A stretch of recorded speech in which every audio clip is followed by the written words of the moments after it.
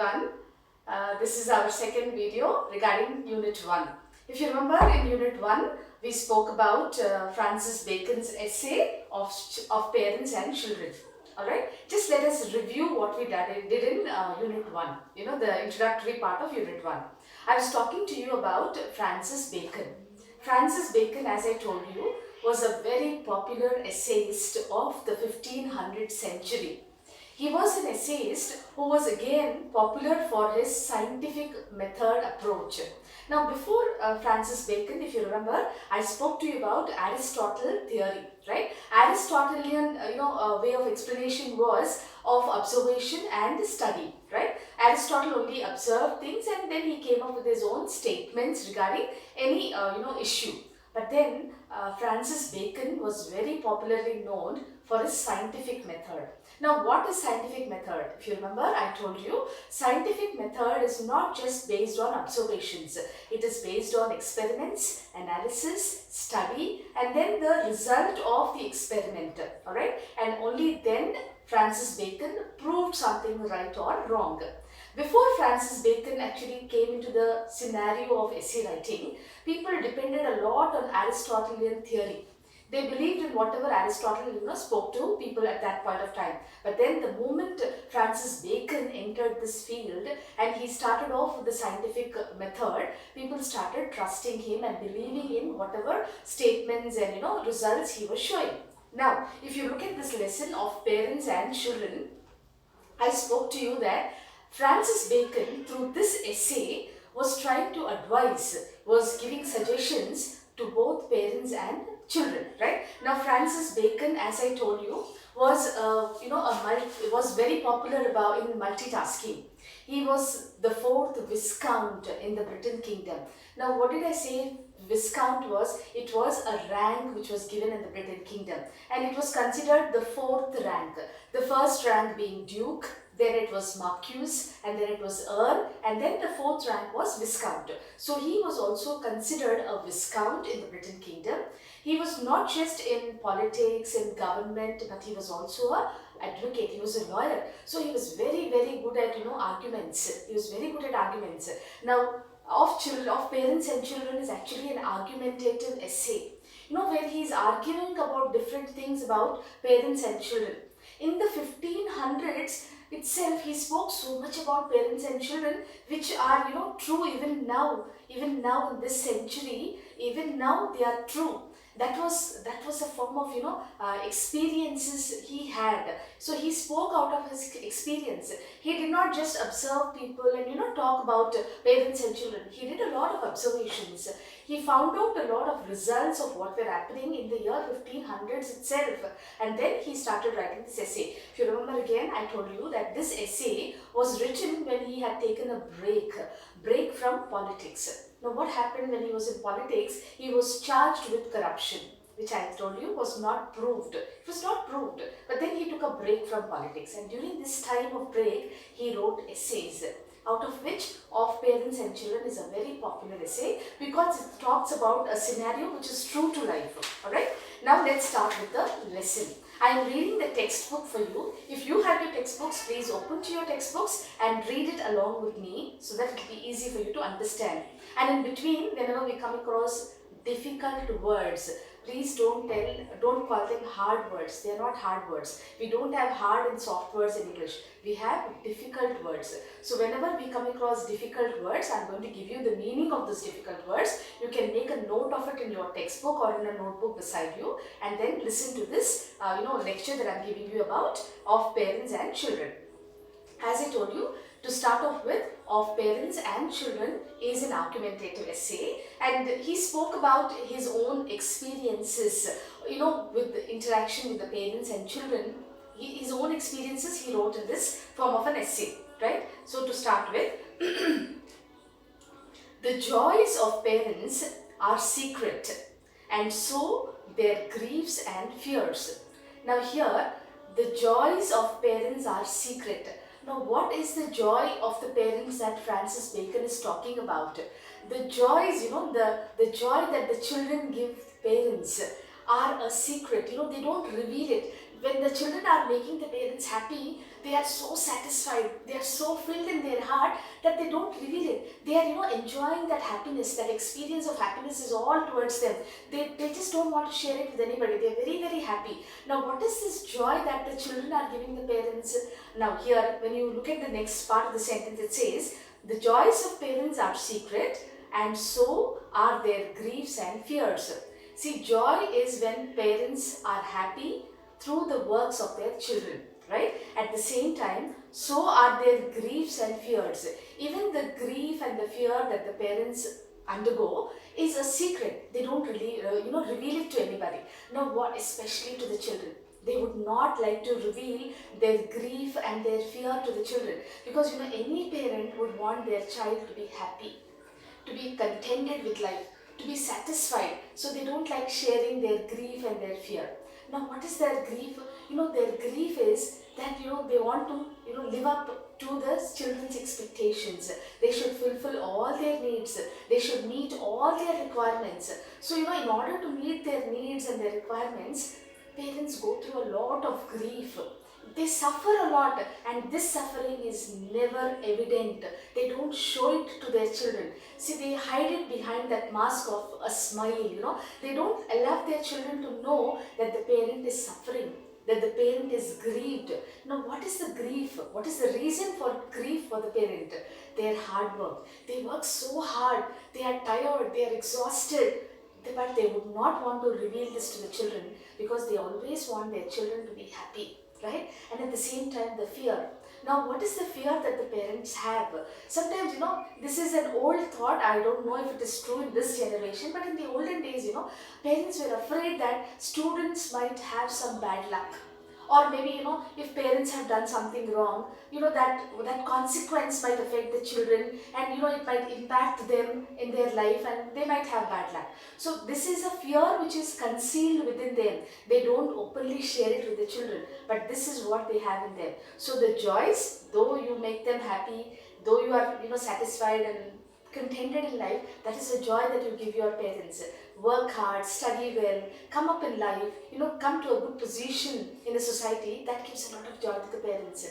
They conceal it within themselves. In the same manner, they also conceal their grief and their fear about you. They are constantly, they're constantly thinking about you. They are always wanting your welfare, your development. They want you to climb the ladder of success. They never want you to, want to see your downfall. So they are constantly, thinking about you. That is the first line. Now coming to the next line. They cannot utter the one, nor they will not utter the other. Children sweeten labors, but they make misfortunes more bitter. Now, as I said, they will not utter their happiness, they will not utter their grief and fear. And now again he says, children sweeten labor. Sweeten labor. Labor is the hard work that the parents put in. They work so hard. I was telling you in my previous class that parents work overtime. I have seen some parents who don't come 2 or 3 days continually. They are in the office working. They don't come, and even if they come back home and children go running to the father, they hug the children with lots of love and affection. They don't show their tiredness. So children actually sweeten the hard work that the parents put in. That is the joy that parents receive from the children. And then it talks about they increase the care of life. Now, children increase the cares of life. Now, what are cares? Cares are your wants, your desires, your ambitions, your dreams. Now, if you have children at home, every child has his own desire, every child has their own wants and needs. So, having children actually increases a lot of care. Care is fulfilling your needs and your desires. They increase the cares of life, but they mitigate the remembrance of death. Mitigate is to lessen. The parents are so happy fulfilling all your desires that they are not afraid of death. They are really not afraid of death. They are willing to die any moment, but before they die, they would want to see that you are fully provided for. All your needs are met. All your desires are fulfilled. This is, the desire of a parent. Okay, this is what Bacon is talking about here in his essay. And then to continue, the perpetuity is something that lasts forever. So the perpetuity by generation is common to bees. Now you know what he's trying to tell you in this line is that reproduction is done both by humans and by bees, right? So this is something that is going to last as long as there is life on earth. And then, but memory, merit and noble works are proper to men. Now if you remember in my last video, I was talking about the differences between human emotions and animal emotions. I said both of them have emotions, right? But then you know the emotions that or the feelings that human beings have, animals don't have. I told you about your farewell party. I said none of us can forget our farewell party because it gave us a very good experience, isn't it? Memorable, something that you would cherish as long as you live, right? So this is something that is confined only to human beings. Now this is what exactly he's talking about. He's talking about memory, merit and noble works. Noble works is works which you do as long as you are alive. Charity, helping one another, you know, serving one another. All these are confined only to human beings and not to animals. So this is going to continue as long as there is life on earth. Now coming to the next line. He talks about, and surely a man shall see the noblest works and foundations have proceeded from childless men, which have sought to express the images of their minds. Now suddenly Bacon is talking about childlessness. He was talking about children and parents and how children and parents find, you know, happiness in one another. Now he's talking about childless parents. You know, when a family has a few children, for example, a husband and wife have 2 or 3 children, they work for their children, they work hard, they labor, they provide, they supply for their children. Alright? And such a family actually does not have much time to do noble deeds. You know, helping one another, serving one another, you know, charity. All this is not possible because these parents, you know, with children are more concerned about their children. What to do for my child? How can I keep my child happy? How can I keep my family happy? This is the thought and responsibility that is continually on the parents. But in case, you know, a couple is childless, they have no children and nothing to take care of. So he talks about people who are childless. You know, people who are childless can serve the society in a better form when compared to people who have children. Childless, you know, parents can serve the society, can help the needy, can provide for the needy. There are so many noble works that childless parents can do. This is what he's talking about here when compared to parents who have children, right? And then the next line goes this way, which have sought to express the images of their minds. So whatever images they have in their minds, childless couple, they can actually put it into, they can bring it into reality. They can actually do it. See, even parents with children have a lot of thoughts in mind. They want to help the poor, they want to rescue the needy, they want to serve the society. But you know, their cares are so many in number that they really don't have time for the society. But then he's talking here about the childless couple. Whatever is there in their mind, they can bring it in the form of an image. They can show you. They can do it. Practically, it is possible for them. That is what he's trying to talk. And then he says, where those of their bodies have failed, so the care of posterity. Posterity means future generation. Posterity here means future generation is most in them that have no posterity. So what he is telling is these childless parents can actually help the future generation with their good deeds, with their noble thoughts, with their good, you know, good things that they do, can actually help the future generations. And then that are the first raisers of their houses, are most indulgent towards their children. First raises in your house. Now first raiser, who is the first one to arise in your house? Yes, you are right. It is your mother. The mother is the first raiser in the family. You know, however unwell the mother is, even if she is suffering from fever, body pains, whatever it is, you know, you have experienced it, I have experienced it. It is the mother who raises first in the family. The same with my family. I am the first one to raise in the family. Though it is lockdown and we are at home, I am the first one to raise in the family. So the first raisers are your mothers. And then what is he talking about? First raisers of their houses are most indulgent towards their children. The mother is very indulging when it comes to children. She takes a lot of care of her children. She provides for the children, she cooks for the children, she bathes the children, she takes care of every necessity that the children have. She is the first raiser, isn't it? And very overindulging. She is very concerned about her children. And then he talks about beholding them as the continuance not only of their kind but of their work. She's not just concerned about their physical appearance, their physical things. She's also concerned about the work that they do. For example, what you study, yeah, what you read, how much time you spend in studying, how much time you spend going to schools and colleges. All these are taken care of by the mother. And so both children and creatures. Now here, taking care and indulging with the children is not just restricted to parents. Even animals, animals are also very concerned about their little ones, about their children. So this is common to both, creatures, animals as well as human beings. So this is the first paragraph about Francis Bacon's essay of parents and children. Now shall we move forward? We'll go to the next paragraph. The second paragraph here talks about the difference in affection of parents towards their several children is many times unequal.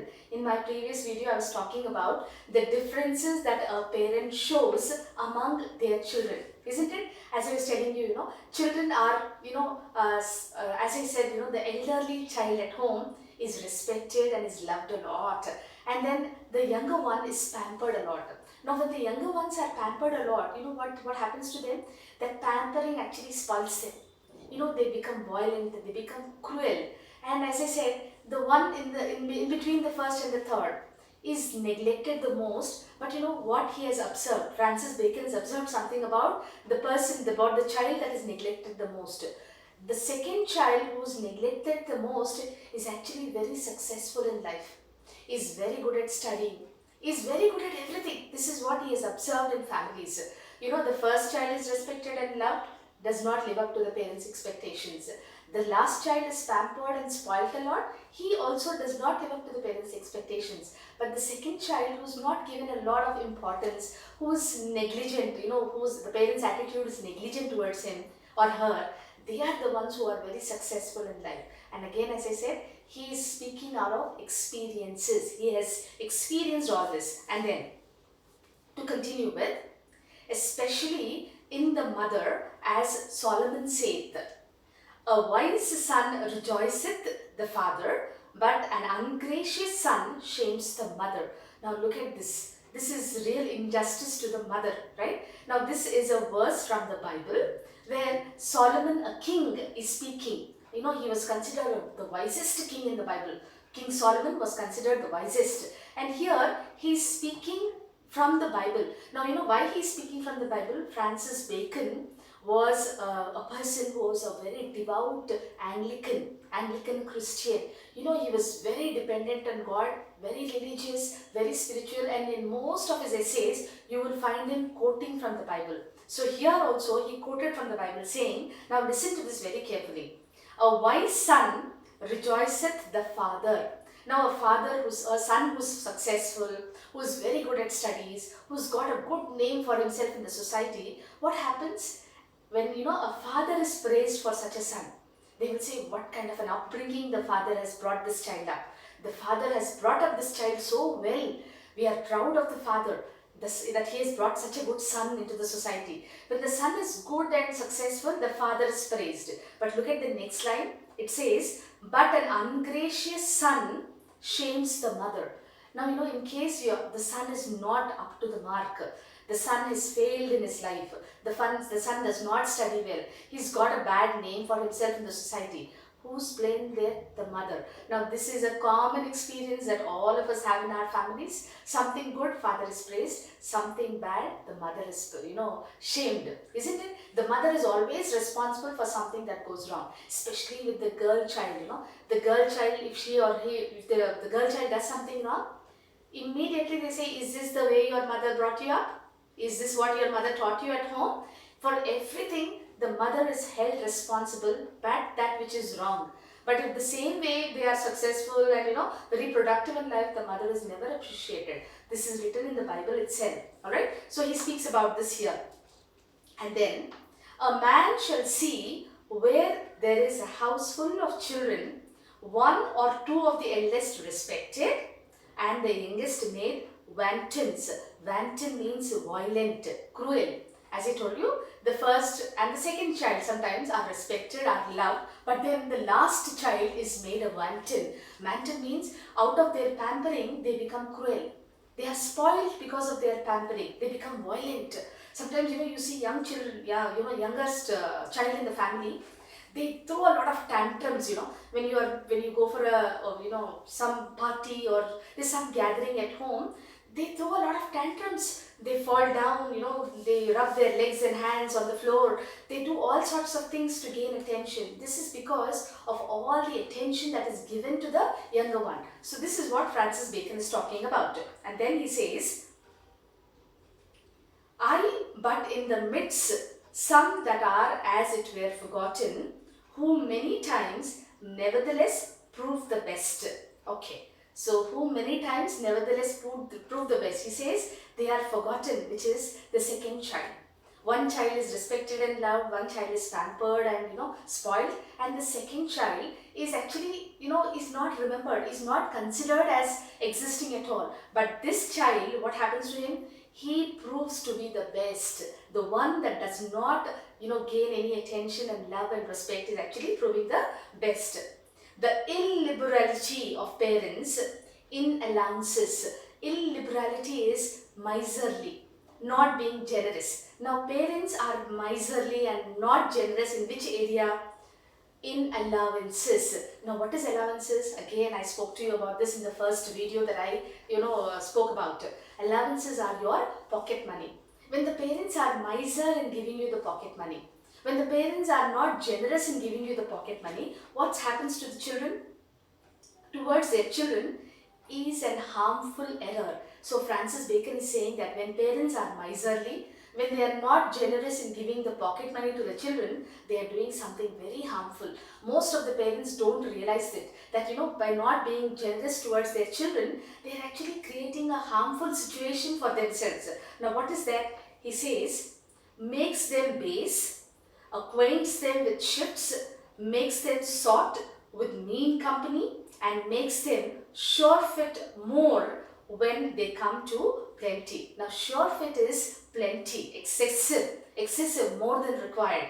Now here what he's talking is, when children are not given proper allowance, when the parents behave in a miserly manner in giving pocket money to the children, what happens to the children? They resort to methods like cheating and deceiving.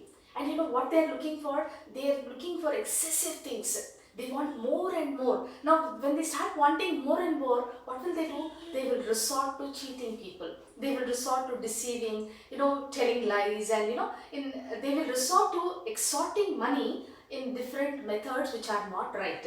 So he says the result of the parents being miserly with the pocket money is this, where the children actually are spoiled, and they look for different methods of earning money, which is not right. Alright, and then the next line here, and therefore the proof is best when men keep their authority towards their children but not their purse. Men have a foolish manner, both parents and schoolmasters and servants, in creating and breeding and emulation between brothers during childhood. So he's talking about the next scenario. Not giving pocket money, students, children will resort to methods which are not right to gain money. In the same manner, he talks about another incident now. He says the parents are not, liberal with the pocket money, but they are very strict with other aspects of their children. Now, what is that? Men have a foolish manner in creating and breeding and emulation. Emulation is, something that you want to surpass. Emulation between brothers during childhood, which many times sorroweth to discord when they are men and disturbeth families. So what he's talking about is this, unequal behavior among brothers. When there is unequal behavior among brothers, they grow up, and this disturbance, of being treated unequally, of not being loved, grows along with them. And once they grow up, this continues to, show and reflect on themselves. I remember the movie called Chhatrapati. If you have seen the movie Chhatrapati, in that movie you find Prabhas being, respected and loved by his mother. The mother loves Prabhas a lot in that movie. All her love and affection is showered upon the Prabhas, he being the eldest brother. But the younger one is also loved by the mother, but not as much as she loves Prabhas. Now what happens? The younger one grows up to be the villain of that movie. And constantly he's trying to take the revenge of his childhood. Whatever has happened from his childhood, he's trying to take that revenge. He goes to the extent of even killing Prabhas in the movie. This is all because of that wrong attitude that was brought up in him, and it grew along with him. So this is what he's trying to talk. This is the next aspect about children, parents and children. He's trying to show us these experiences. Now I'm going to continue the lesson in my next video. Until then, I would want you to read the essay until the second paragraph, and be ready for my next video, where I'm going to explain the other part of parents and children. Right? Thank you so much.